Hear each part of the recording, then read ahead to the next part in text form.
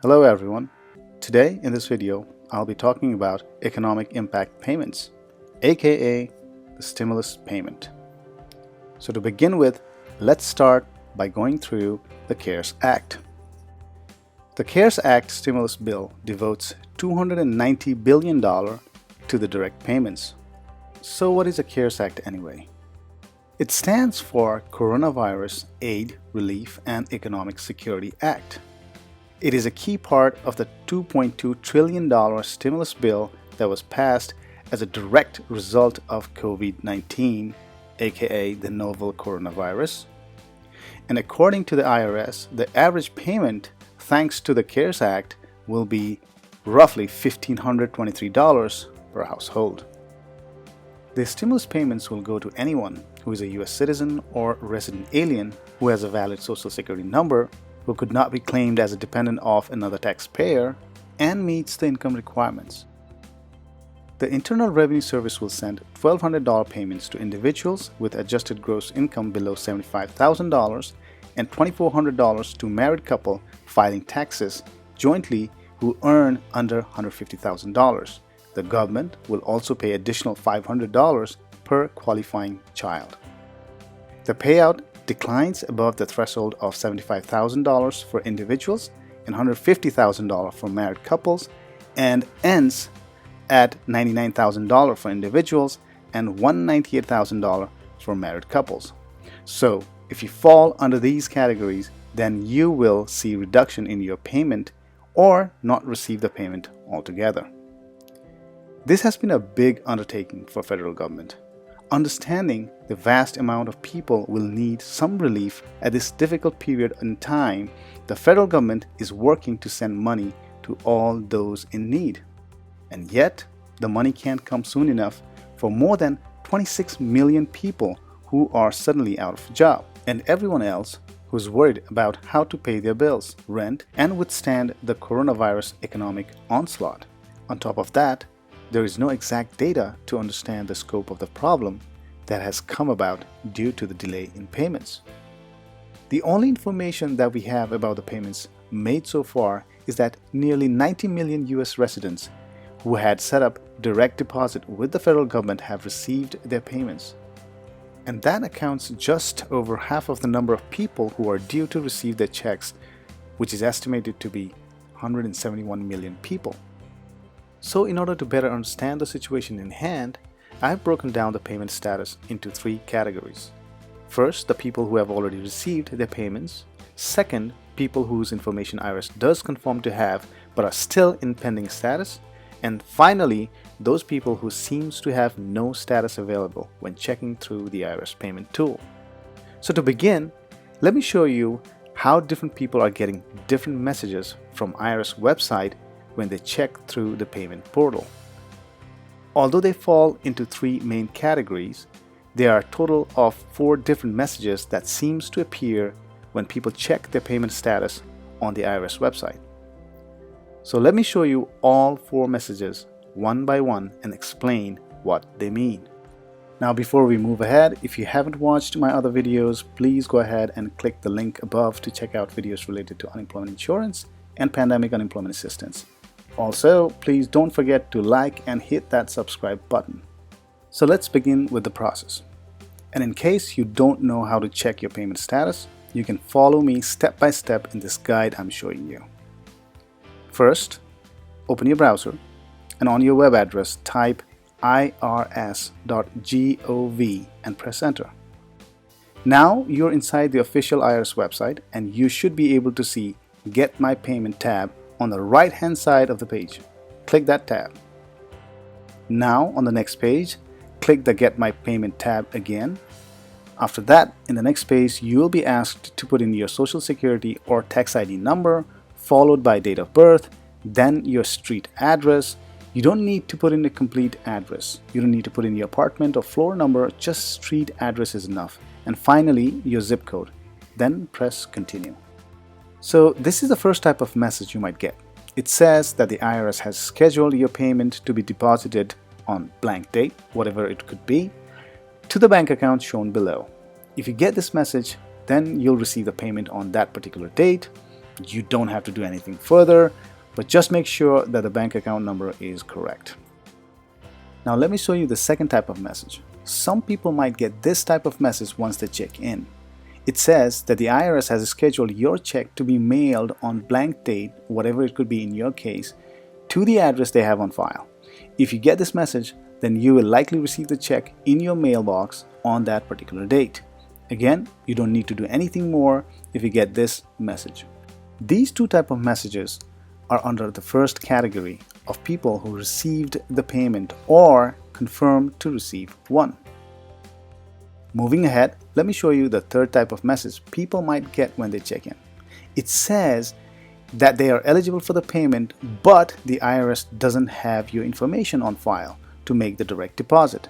So if you get this message, then you will have to enter your bank information as well as your income and tax owed from last year. So just click on the Enter Bank Information tab.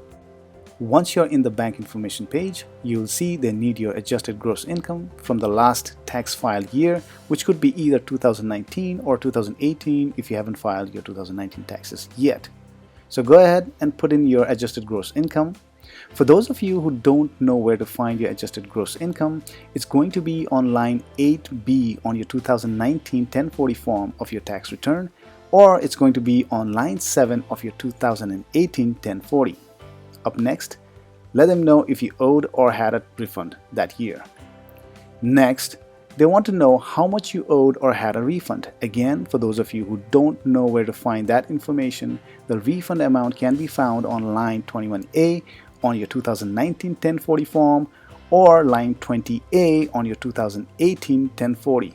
The amount you owed can be found on line 23 on your 2019 1040 or line 22 on your 2018 1040. After that, you'll need to provide your bank information, choose which type of account you want the money to be deposited in, and next provide your bank routing number. If you don't know your bank's routing number, you can find it on your checkbook, or else you can log in your bank account and you'll be able to find it out there. Next, provide your bank account number and reconfirm the account number below that. And that's it. You can submit the information by clicking Submit. A confirmation page will come up saying that your payment will be deposited in the bank account you have just provided. So all you have to do now is just wait for the scheduled date to show up and similarly your payment to show up in your account. You don't need to worry whether you'll receive the payment or not. Once this confirmation is made, you are guaranteed to get the payment, and usually it might take 4 days all the way up to 2 weeks to get your payment.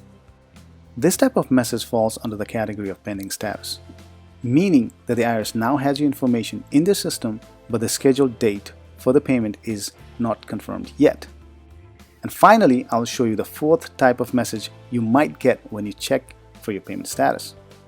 Here you will see that the payment status is not available, and the IRS is saying that they cannot determine your eligibility at the time. This is most concerning and confusing message that people are trying to understand. You are certain that you are eligible for the payment based on this criteria, but you don't know why they haven't deemed you eligible yet. Now let me explain you this problem and the reason why it is happening. First of all, if you have checked and fall under the eligible criteria, then most likely you will get the payment. The reason that a lot of people are getting this message is because of the system glitch that IRS is having. Now to be clear, this is a big undertaking for federal government.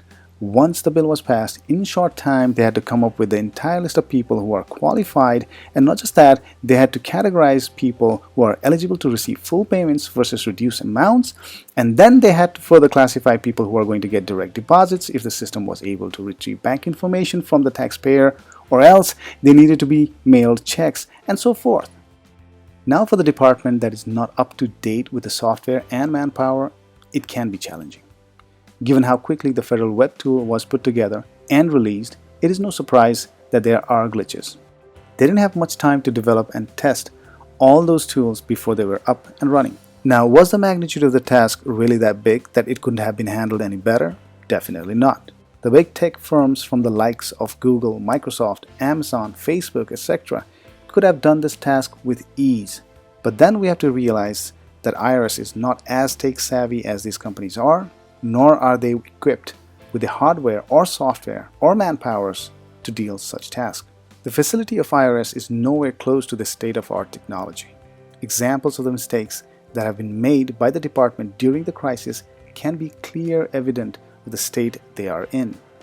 Mishaps like sending the money to those individuals who are already deceased, or mistakenly sending $8 million to individual account, which was taken back shortly, or sending the payment to wrong account numbers, or using old information of an individual even after the individual updated their information, or families not receiving the money for their children's, people receiving wrong amounts, are clear sign of the poor state that IRS is functioning.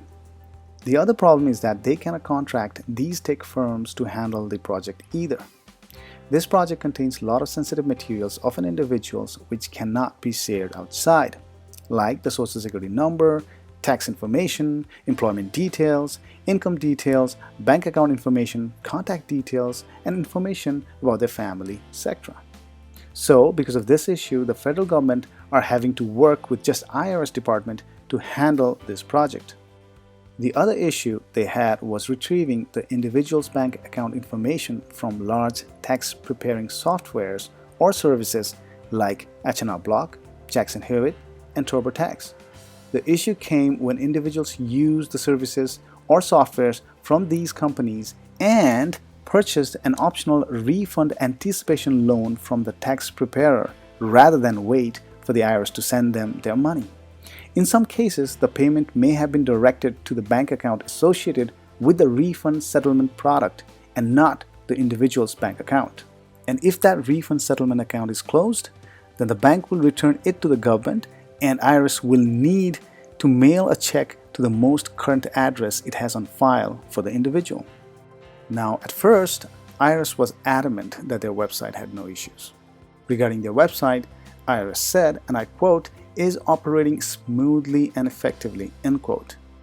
After a number of complaints and Twitter exploding with no payment status available messages, IRS released an FAQ explaining why some people are getting the message. And the reasonings were, you are not eligible for the payment, you're required to file a tax return and you have not filed tax return for the year 2018 or 19, you recently filed your return or provided the information through non-filers, and in that case you needed to enter your payment information in IRS website. And lastly, if you are a Social Security Administration or Railroad Benefit Form 1099 recipient or Supplemental Security Income or Veterans Affairs Benefit recipient, that the IRS is working with your agency to issue your payment. And this was all they had to say about the reasons you got payment status not available message. And obviously this created a confusion and concern among a lot of people, as they didn't fit in any of the bills of the reasoning mentioned above. And then finally on April 17th, they admitted that their website had a glitch and they were working on fixing the issue. They also updated the FAQ portion and added a new reasoning, which says, and I quote, "the application doesn't have your data. We are working on adding more data to allow more people to use it," end quote. Since then, they have been adding more and more data into the portal, and those people who are left with payment status not available message will eventually be added to the system and paid in coming weeks. As a matter of fact, I was also receiving the same message and I got added to the system only on April 24th, as you can see from the date on the calendar below. Same thing happened with my wife, and she was also added only after April 24th along with some of my friends. So the website is getting fixed and more people will be added eventually. The agency has also started issuing more and more paper checks since April 24th and said they have notified people about their stimulus checks being mailed. The IRS also intends to send out more payments, both direct deposit and through mail on weekly schedule until every eligible receives their rebate payments. And to meet that goal, the IRS expects to send 5 million paper checks per week starting early May. And they have said it'll issue the checks in reverse adjusted gross income order, sending out the payment for the lowest income first. And finally, the IRS estimates it could take up to 20 weeks for everyone eligible to receive a check in the mail. So for those of you worried about the payment, sit tight, you will be receiving the payments. It might take some time, and I know it's a bummer. It is a desperate time, people need the money, but at least you're not going to get left out, and you can breathe a sigh of relief for that. So there you have it, the complete breakdown of the stimulus payment. Once again, if you like my video, please go ahead and hit that like button and comment below. And please don't forget to subscribe to my channel. Thank you for your time and have a good day.